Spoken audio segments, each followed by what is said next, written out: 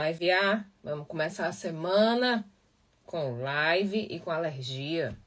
Meu corpo é programado biologicamente para ser milionário. Então, toda vida que eu mexo com roupa, eu fico com alergia. Já disse que esse serviço não é para mim. Nasci para ser milionário, para estar tudo arrumadinho. Não sou eu que tenho que arrumar. Isso dá trabalho. Isso me dá alergia. E aí, tô eu aqui, ó. Tomei um bocado de antialérgico. Pra ver se a firma anda. Vamos assuntar. Mande aí o assuntinho pra gente assuntar. Eu não aguento mais falar da Virgínia. Assistiram a live do Safadão ontem. Ontem o Safadão e o Carlinhos quebraram a internet com a live do São João.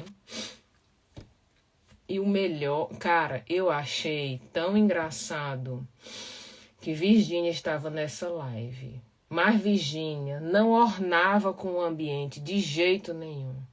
Ela com um stand tão pobrinho, tão feio, com os perfumes rosa. Meu Deus, que você olhava assim, a magnitude do evento, a quadrilha gigante, maravilhosa, dançando, banda, não sei quantas câmeras. E aquela coisinha, uma partilheira da Avon, assim, aquela partilheira que não combina com o cenário, que não combina com a vida, que não combina com nada. Eu digo, oh Deus. Bom dia, Anne. Ó, o pessoal do direito, deixa eu dar um aviso. A gente vai fazer uma roda de conversa, tirando dúvidas pro pessoal do direito que entrou pro negócio que estuda abordagem sistêmica, falando sobre responsabilização e culpa, por onde recomeçar, tá? Mas eu não vou divulgar no Instagram, só vou mandar nos grupos e por e-mail. Então, se você quiser receber, cuide lá de estar nos grupos. Provavelmente 14 de junho. 13 ou 14 de junho. A gente tá vendo se vai fazer na sexta, se vai fazer no sábado, tá? Eu e um coleguinha meu que é do direito, que também não posso dizer o nome aqui na rede social. Tem que ser tudo offline. Mas vai ser bem legal, ok? Por quê? O pessoal do direito vem muito para mim tirar muitas perguntas sobre a questão da utilização do olhar sistêmico na prática do direito. Gente, isso já existia no direito reflexivo, tá? Só que eu estudei direito há muitos anos atrás. Eu era jovem, fiz 1 ano de direito e larguei. E eu não tenho a prática do que está acontecendo hoje em dia. Então, o meu coleguinha tem. Eu tenho um coleguinha do Ministério Público que vem tirar as dúvidas de vocês, beleza? Pra gente poder colocar as coisas no lugar. Mandei um assuntinho pra gente assuntar, que eu não aguento mais falar de Virgínia. E Virgínia vendendo perfume de R$90. Oh, Deus. Oh, Deus. O que eu mais gostei foi o menininho que foi depois, o Rico. Gente, o Rico jantou, o povo da CPI. E, gente, por que vocês estão me tratando assim? Ontem era foto risadinha com a Virgínia, e aí comigo é assim, eu estou me sentindo pressionado. E aí você já vê o olhar, né? Porque a bonequinha branquinha, lourinha é uma coisa, um homem gay no Brasil é outra coisa, né? A gente, o mesmo lugar, a mesma temática, o tratamento muda completamente. Muda completamente, ou seja, o direito do erro muda completamente, né? Quando a gente fala que, né, a justiça é para todos, é a mesma, é igual para todos, quer dizer assim, que o mesmo artigo de lei será utilizado para todas as pessoas. Não quer dizer que todas as pessoas serão tratadas da mesma maneira perante a justiça, ok? Quer dizer que eu não vou criar uma lei só para ela. Que a lei será a mesma para todos, mas que o relacionamento sobre a aplicabilidade não será o mesmo. Em lugar nenhum do mundo. Nenhum do mundo. Mandar assuntinho, eu gosto quando vocês mandam assuntinho. Gente, que alergia abençoada que eu peguei. Eu já tomei um Polaramine, já tomei um negocinho. Pra ver se eu melhoro. Pra gente cuidar da vida. E ó, quem tá no Além de Bert, a aula de sábado foi pancada. Vocês cuidem de assistir a gravação. Foi muito pancada, muito pancada. Tem assunto pra dar no doido. Por quê? Porque nós gostamos de determinar. Eu já falei isso aqui. Quando a dominação invade as relações, eu quero dominar o meu chefe, eu quero dominar minha mulher, eu quero dominar o meu marido, eu quero dominar meus filhos. E, principalmente, eu não quero dominar ele. Eu quero dominar o desejo dele. Eu quero que ele queira fazer as coisas do jeito que eu quero. Eu quero que ele goste das coisas que eu gosto. Eu quero que ele deseje me agradar do jeito que eu gosto de ser agradada. E aí, daí pra frente, é só pra trás. E a gente não percebe isso. A gente não se dá conta disso, que tem esse modelo automático de relacionamento. Mas na fala, a gente percebe. As pessoas dizem assim, a Leiliane tem um ouvido biônico. Se você estiver atento, você também tem. Só que a pessoa tá falando, você tá olhando pro celular, você tá olhando não sei pra onde, tá lembrando da novela, do fogão. O estado mais difícil hoje é o da presença, tá certo? Gay, tatuado e alagoano, né? O rico. E também, né? Nordestino. Gay, tatuado e nordestino, né? Já muda. Da mulher branca, loura e sudestina já muda, né? Já muda totalmente a configuração da coisa. Já muda totalmente o tratamento. Eu já tive muita experiência de chegar em palestra, essas coisas, as pessoas dizerem assim, nossa, ela é maravilhosa, mas aquele sotaque dela é insuportável. Né? Porque só tem sotaque no Brasil quem é nordestino. O resto não tem, não. Ninguém vai dizer que o Luciano Huck tem sotaque, por exemplo. Tá certo? Então vamos cuidar da vida.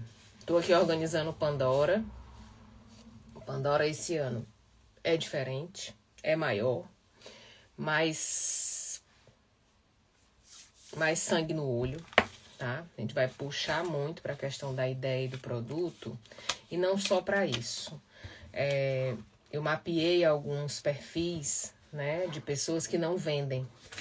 Então, um dos perfis que a gente mapeou foi de quem tá pedindo socorro, né? Quando eu tô cansada, quando eu tô exausta, quando eu tô num casamento ruim, quando eu tô numa situação financeira complicada, eu tô pedindo socorro. E quem tá pedindo socorro não faz venda. Porque o outro percebe essa super necessidade, essa obrigação de suprir todas as suas necessidades que estão ali gritando, então ele já entra com uma dívida nessa relação, ele já não fica. O bebê reborn é uma fase que passa. O bebê reborn é boi de piranha. A gente precisa se perguntar por que isso virou notícia. A gente não precisa se perguntar o que fulano faz ou deixa de fazer. A gente precisa se perguntar por que de repente, num país com todos os problemas que a gente tem, o foco de todas as notícias é esse. Quando uma coisa muito inútil ou que não afeta muita gente começa a virar foco, é porque tem coisa por baixo. Então, assim, a gente tem a CPI das bets e ao mesmo tempo tem o bebê reborn. Então, o bebê reborn está sendo utilizado para mascarar muita coisa, para distrair muita coisa, tá certo? Porque ele existe há muitos anos. Eu lembro quando eu morava no Brasil, 20 anos atrás, já existia o bebê reborn e era do mesmo jeito. Nasceu fulano, tinha certidão de nascimento e tal. Agora, por que isso virou o foco das notícias? Entendeu? Né? Por que isso virou... Tem muita coisa acontecendo que não está sendo noticiada, que não está sendo falada, e o pessoal tá aí, ai, parto do bebê reborn, ai, maternidade do bebê reborn, ai, guarda do bebê reborn, nananana. Gente, todos, que é o mesmo comportamento do afeto com o objeto, né? Casal se separa e tá brigando pela bebê reborn. Eles brigam pelo carro, eles brigam às vezes por uma planta, eles brigam às vezes por um cachorro, eles brigam por um monte de coisa. Eu já vi casal que matou o cachorro porque não aceitava dividir. Simplesmente fez eutanásia do cachorro para não ter que dividir a guarda. Só isso. Leva tudo? Pronto. Então, isso existe desde que o mundo é mundo. Tá certo? Mandou assuntinho. Eu gosto quando vocês mandam assuntinho. Me mandaram uma pergunta assim. Quando é que existe equilíbrio de dar e tomar no casal, né? Como é que isso funciona? Como equilibrar o dar e receber no casal? A gente precisa entender o seguinte, o casamento é uma ideia que diz assim que o afeto, que o amor dentro de um relacionamento é algo que eu não tenho, que eu vou dar para alguém que não quer, que não me pediu. Então a gente tá sempre conversando sozinho. Que é? Vou buscar esta tira. Ok. Sei não. Então, o relacionamento do casal, ele funciona quando ele tem realidade e ele não funciona quando ele tem fantasia.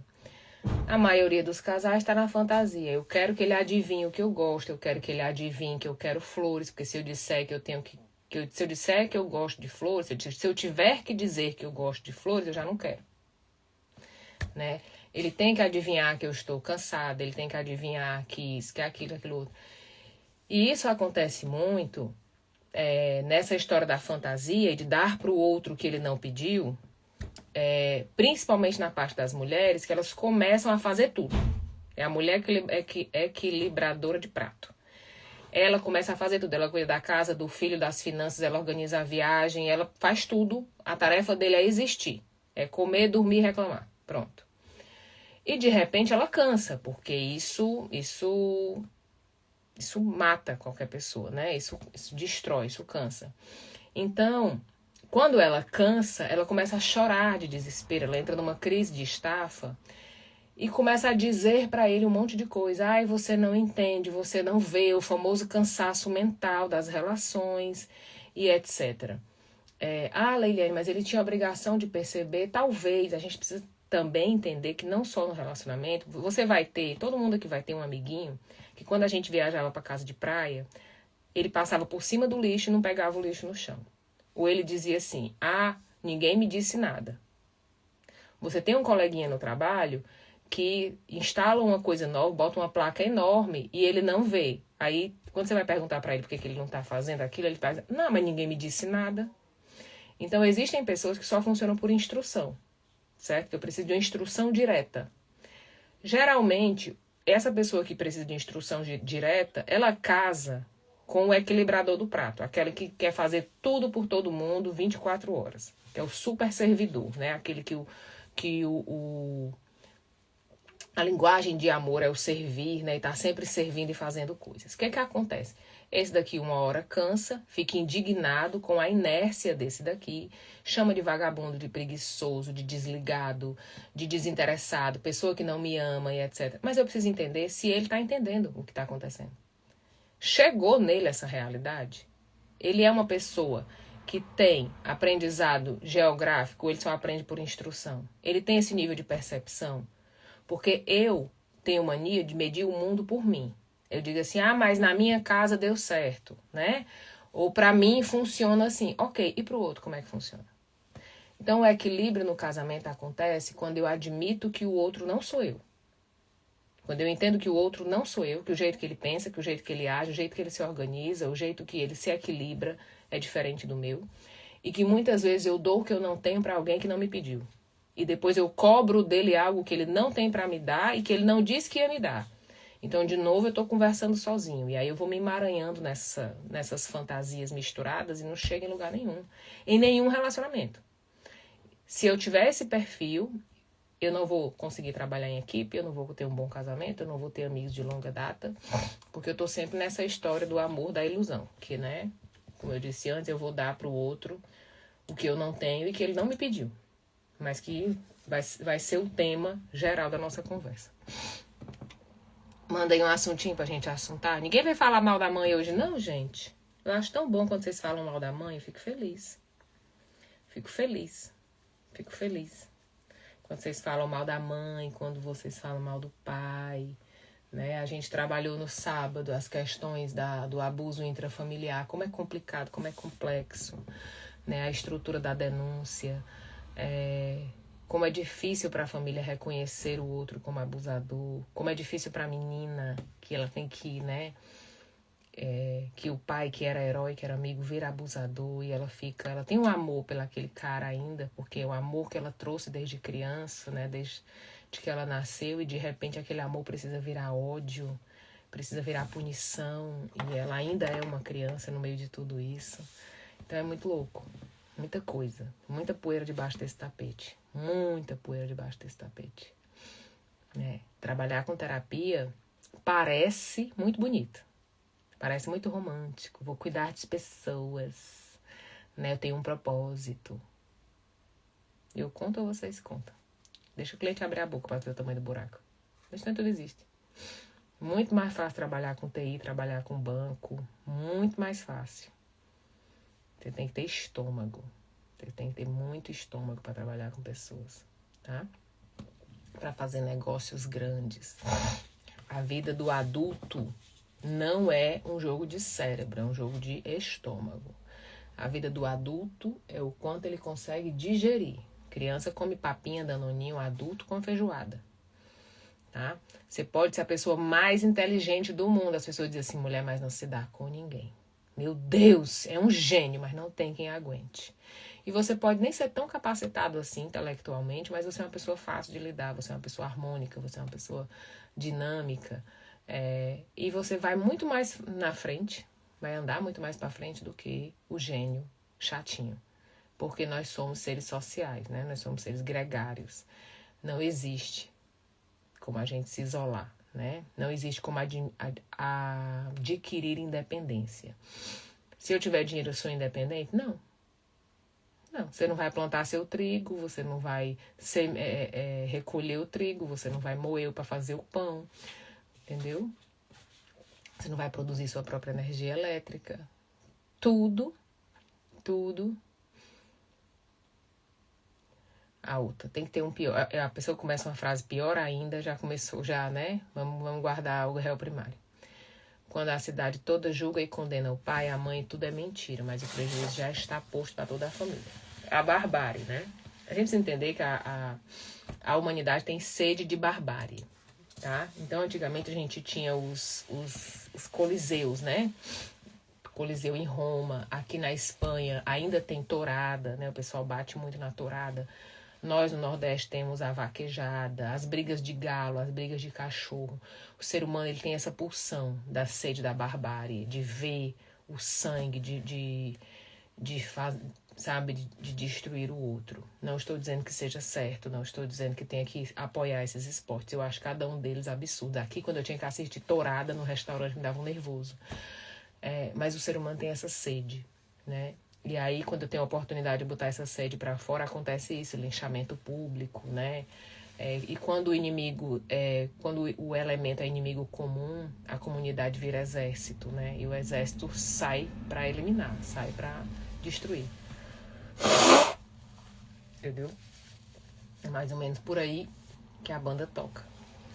Mais ou menos por aí que a banda toca. Ai! Meu Deus, será que eu vou gripar mesmo? Mesmo? Tô querendo, não. Então, é muito isso. Por isso que é muito perigoso quando a gente faz justiça com as próprias mãos, porque nós não vamos ter distanciamento, tá? É por isso que a justiça precisa esperar os julgamentos, clarear os fatos e etc. Ok? Porque, claro que dá vontade de você pegar um indivíduo desse, rasgar ele na gilete cega e jogar no barril de metiolate, mas não resolve. Não resolve porque o risco de pegar as pessoas erradas é muito sério. Muito sério. Principalmente porque depoimento de criança não é todo mundo que sabe ouvir, tá certo? A criança ela tem vários modelos de linguagem durante toda a vida. Para você escutar um depoimento de uma criança, uma denúncia de uma criança, você precisa ser um profissional de educação infantil. Para você entender a comunicação dela. Você precisa ser um psicólogo infantil especializado em justiça para entender o depoimento dela, porque a criança ela tem as fases do espelhamento, da projeção, né, de repetir o que a mãe fala, tá? Então não é qualquer um que pode escutar um depoimento de uma criança, precisa ser um profissional para poder ver onde é que a história coincide, porque a criança vai ter muita confabulação, muita coisa na mistura do discurso, tá? Dependendo da idade, dependendo da fase. Ok? Meu Deus, que alergia que não passa. Mandei um assuntinho pra gente assuntar. Ó, pessoal do direito, vou dizer de novo. Dia 13 ou 14 de junho, pessoal do direito que gosta da abordagem sistêmica, a gente vai fazer uma roda de conversa tirando dúvidas. Eu e um coleguinha meu do Ministério Público. Eu não vou divulgar no Instagram. Eu só vou enviar nos grupos. Beleza? Porque como é uma roda de conversa, a ideia é que não seja uma coisa super, hiper com 500 pessoas, não. Uma coisa mais justamente para que os advogados possam trazer os casos. A ideia é que eles tragam os casos e a gente possa discutir sobre os casos, qual é a postura, né, do advogado, do promotor, do juiz naquela história, dentro da perspectiva sistêmica, dentro da reflexão, ok? Então, a gente vai trabalhar localização, interação, tarefa, hierarquia, né? A questão da linearidade, a questão do direito romano, que a gente herda o direito romano, né? Até onde isso já virou direito brasileiro ou não, tá certo? A questão da culpabilização, da colonização, tudo isso vai estar lá, tá certo? Mas, de novo, eu não vou divulgar aqui no Instagram. Não vai ter post no Instagram, não vai ter reels, não vai ter nada, tá? Eu vou mandar nos grupos o linkzinho. Quem vem, vem. Quem não vem, tchau, benção, até logo. Beleza?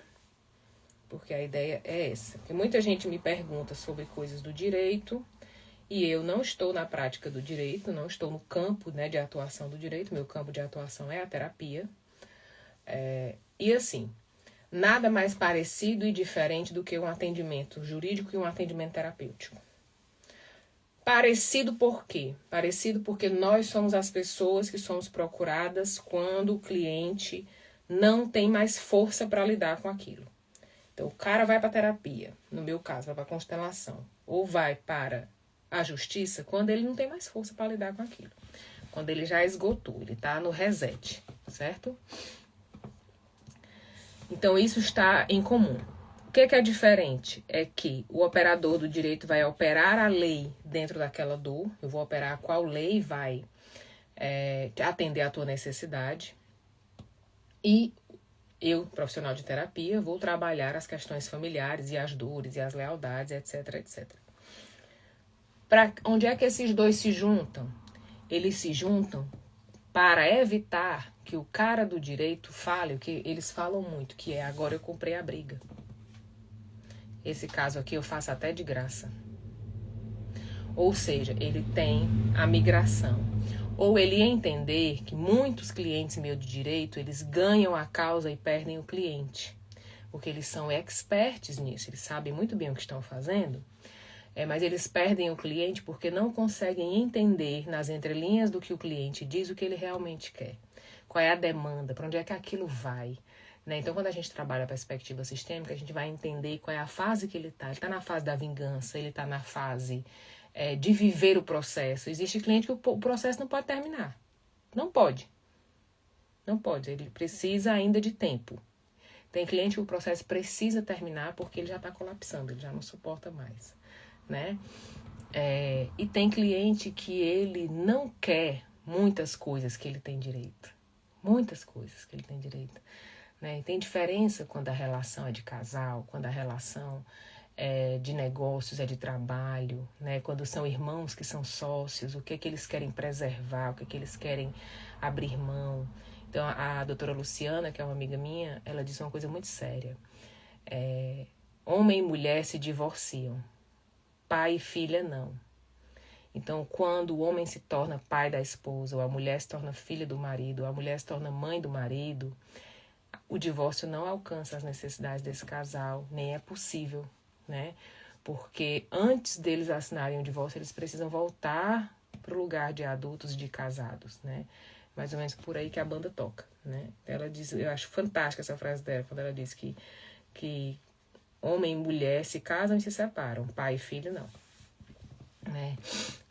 E isso mexe também com as questões de guarda, com as questões de alienação parental, né? Porque os adultos têm o hábito de querer que as crianças odeiem o outro, né? Que a criança compre a briga, né? Eu tenho raiva porque o outro não paga pensão e eu fico dizendo isso pro meu filho, né? Como que você ainda quer ir para casa do seu pai, aquele devedor não paga nem a sua pensão, ou seja, eu quero que você tenha a raiva, sinta por ele o que eu sinto, né? Mulher, não entendi nada. Bom dia. Sogra que cria calúnias entre filhos e pai. Faz o bem para todos, mas vive na expectativa da manipulação funcionar. Deixe ela. Deixe ela. Gosto dela. Gosto dela. Gosto dela. Primeiro, porque se ela pratica, para existir o manipulador, tem que existir o manipulado. Então, se ela é o manipulador, tem alguém que está dizendo, ok, você pode continuar assim, que tá bom pra gente. Certo? Se ela tem a fama de bonzinho, também tem pessoas retroalimentando esse lugar e isso não nasceu agora, isso vem de muito tempo. Então, essa dívida familiar, de permitir a maldade do outro, de permitir o comportamento nocivo do outro entre as relações, vem de antes. Vem de muito antes. E aí, como dizia Freud, o que eu sei ser é o que eu sei, né? O que eu sou é o que eu sei ser sendo. Então, assim, ela talvez também já nem tenha outra possibilidade. Nem saiba conhecer outro comportamento. Cabe a nós, a nova geração, justamente entender. Ok, ela tem um comportamento manipulador e eu sei diferenciar esse comportamento do real, do verdadeiro, e eu vou me guiar por isso. Qual é o erro? Tentar mudar ela. Não vai mudar nunca. Deixa ela ser assim. Eu dou corda. Eu gosto de ver o sangue. Ó. Eu vejo um doido numa família. Eu bato tambor pra ele tocar. Adoro. Dou corda pra ele se enforcar. Oxe, uma hora dessa. Na minha mão. Pra cima de Moá, meu amor. Eu dou corda. Entendeu? É só fazer a Elza. Só saber fazer a Elza.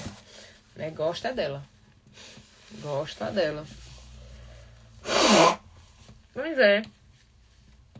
Às vezes é uma pessoa esquizofrênica não diagnosticada, tem uma comunicação esquizofrênica há anos, a família nunca cuidou, né? A família nunca cuidou, e aí não tem mais o que fazer, né? Deixa viver. Porque a maioria das crianças não denunciam abuso. Vamos fazer o filtro, né? Porque a criança não sabe que é abuso, pra começar. Ela não sabe que é abuso, se ela realmente for criança. Então, quando ela é maiorzinha, ela vai entender que aquilo é abuso.